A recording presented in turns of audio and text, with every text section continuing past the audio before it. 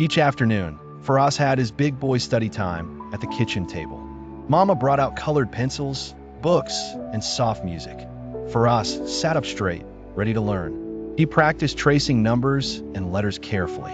When he made a mistake, he didn't cry. He just tried again.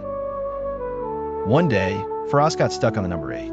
"It looks like a snowman," he said, laughing, "but I can't draw it right." He tried over and over.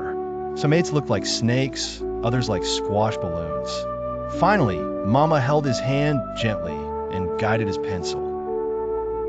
Firas decided to learn one new English word every day. Today's word was cat. He sounded out slowly, "See-ta, cat." Then he drew a big, fluffy cat beside the word. "That's Kitty Cat," he told Baba. "She's reading with me." To help Firas stay excited, Mama made him a colorful superstar chart. It had gold, silver, and blue stars. Every time he studied, he earned one. After a week, the chart sparkled with stars. "Look at all these," Firas said proudly. "I am learning."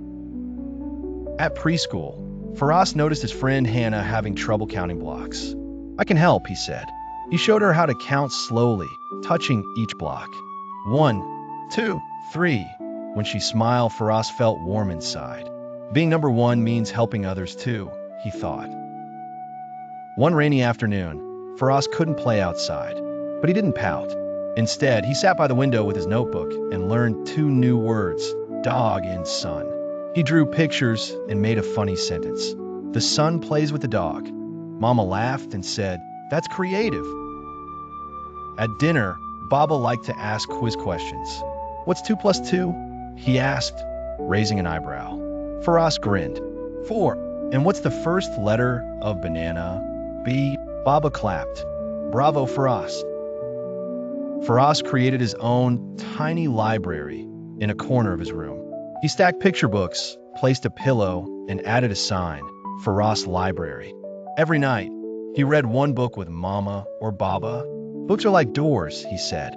"They take you places." The school had a special activity day.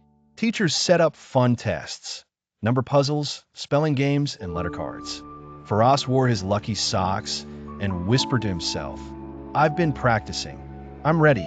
His tummy felt fluttery, but he smiled bravely.